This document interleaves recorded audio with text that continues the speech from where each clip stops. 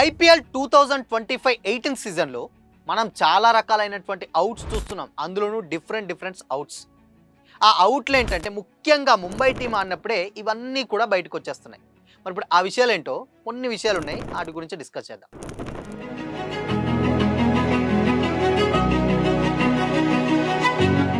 Hi hello, welcome to Disha TV. Okay, IPL ఇప్పుడు అందరూ చూస్తూనే ఉన్నారు. ఇప్పుడు యావత్ తెలుగు రాష్ట్రాలుగా ఇండియా వైడ్గా కూడా ఐపీఎల్ ట్రెండ్ నడుస్తుంది.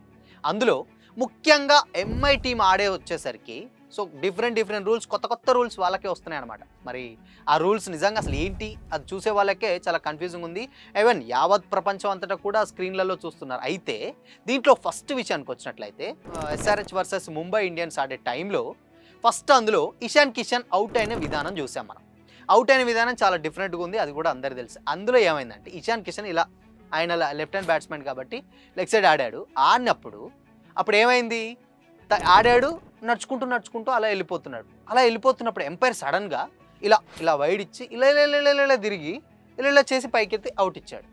అసలు చూస్తున్న వాళ్ళకందరికీ అరే ఇదేం అవుట్రా, అదెలా అవుట్ అవుతుంది అని కూడా చాలామందికి ఉన్నారు. సో ఇక దాని తర్వాత ఏంటి ఇలా ఎందుకు చేస్తారు అని కూడా అయిపోయింది. సరే అది వేరే విషయం. ఇక దాని తర్వాత ఇంకొక ఇంట్రెస్టింగ్ విషయం. సో ఇషాన్ కిషన్ తెలుసు, సైలెంట్కి వెళ్ళాడు, వచ్చి కూర్చున్నాడు. దాని తర్వాత ఇకపోతే రాయల్ రికెల్టన్ ఎల్బిడబ్ల్యూ, అది కూడా ఆర్ఆర్తో ఆడుతున్నప్పుడు మహేష్ తీక్షణ బౌలింగ్ వేసాడు. బౌలింగ్ వేస్తే ఏమైంది, ఎల్బిడబ్ల్యూ అయిపోయింది, అడ్డంగా దొరికిపోయాడు. ఎల్బిడబ్ల్యూ అయింది కదా, అయింది, ఎంపైర్ కూడా అవుట్ ఇవ్వాలి, వెళ్ళిపోతున్నాడు. అలానే వెళ్ళిపోతుంటే లేదు నువ్వు రా అని చెప్పి వచ్చి అందులో నిల్చోబెట్టి హ్యాపీగా లేదు నువ్వు అవుట్ కాదు, నువ్వు ఆడాలి, నీకు అవుట్ ఇచ్చారు కాదు అని అంటే ఆల్రెడీ నీకేంటయ్యా, బ్యాట్స్మెన్ ఆల్రెడీ అవుట్ అని వెళ్ళిపోతున్నప్పుడు నువ్వు అవుట్ ఇవ్వచ్చు కదా, మరి ఎందుకు ఇవ్వలేదు? అది పరిస్థితి.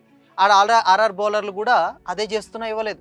మరి ఆర్ఆర్ బౌలర్లు అలా వేసినప్పుడు అవుట్ ఇచ్చినప్పుడు మరి ఇక్కడ నువ్వు ఇషాన్ కిషన్ పిలవాలి కదా, లేదు అవుట్ కాదు, నువ్వు వచ్చి తప్పకుండా మళ్ళీ బ్యాటింగ్ చేయాలి, నువ్వు ఎలా అవుట్ అవుతావు అని అక్కడ రాయల్ రికెట్ అనుకున్న రూల్ మరి ఇషాన్ కిషన్ కూడా వర్తిస్తుంది కదా, అది ఇవ్వలేదు.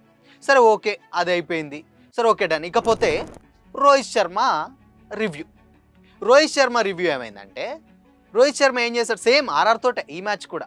ఆర్ఆర్ తోటి ఉన్నప్పుడు ఎల్బిడబ్ల్యూ అవుట్ అయ్యాడు. ఎల్బిడబ్ల్యూ అవుట్ అయితే ఎంపైర్ అవుట్ ఇచ్చాడు. అవుట్ ఇస్తే ఏమైంది తెలుసు, అక్కడ బేసిక్గా ఎల్బిడబ్ల్యూ ఇచ్చినప్పుడు అవుట్ ఎంత ఉంటుంది, ఒక 15 సెకండ్స్ డ్యూరేషన్ ఉంటుంది. డెఫినెట్గా మనకు కూడా తెలిసిందే. బట్ అది బ్యాట్స్మెన్లకు అవుపడదు. బట్ స్క్రీన్ మీద చూస్తున్నప్పుడు మనందరికీ అవుట్ కనిపిస్తుంది, తెలుసు మనకు అందరికి కూడా. అయితే అక్కడ రోహిత్ శర్మ ఏం చేశాడంటే కంప్లీట్గా ఆ రివ్యూ ఏదైతే 15 సెకండ్స్ ఉందో అది అయిపోయింది. 0 ఉన్నప్పుడు కూడా ఇలా పెట్టాడు. 0 ఉన్నప్పుడు ఇలా పెడితే మరి నువ్వు అది లేదు రివ్యూ అయిపోయిందని ఇవ్వాలి కదా, ఓకే పెట్టాడు ఎంపైర్, ఇలా పెట్టేసరికి ఏమైంది, ఓకే రివ్యూకి వెళ్ళిపోయారు, నాట్అవుట్ అని అది తేల్చి చెప్పారు. మరి ఇక్కడనే ఇంకొక రూల్ ఉంది. రీసెంట్గా ఏమైందంటే ఓకే ఇప్పుడు నువ్వు అలా ఇచ్చావు అయిపోయింది, మరి డెవాల్ బ్రేవిస్ అని సిఎస్కే బ్యాట్స్మెన్ ఉంటారు. సో ఆపోజిట్ ఆర్సీబీ టీం ఆడుతుంది. ఆర్సీబీ టీం అన్నప్పుడు సేమ్ అంపైర్ అసలు అది వికెట్స్ ఒక్కడు ఉంటే ఎల్బిడబ్ల్యూ ఇంకొకడు ఎక్కడికో లెగ్కి వెళ్ళిపోయేటప్పుడు ఏం చేయాలి, వాళ్ళు ఒక అవుట్ ఇచ్చాడు ఎంపైర్. అవుట్ ఇస్తే ఏం చెప్పాడు, రివ్యూ తీసుకుంటే ఏమైంది, రివ్యూ లేదు, నీకు టైం అయిపోయింది, సో 15 సెకండ్స్ ముందే తీసుకోవాలి అని ఎంపైర్ చెప్పేశాడు.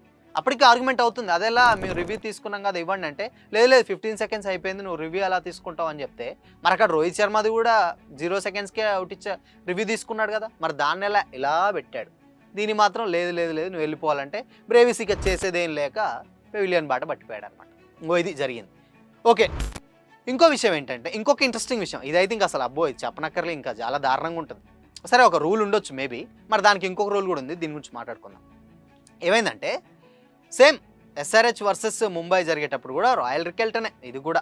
ఎందుకో మరి మనోడికి అన్నీ అలా వచ్చేస్తున్నాయి. కానీ ఏమైందంటే అక్కడ క్లాసెను జీషాన్ అన్సారీ బౌలింగ్ చేస్తున్నారు, స్పిన్ బౌలింగ్.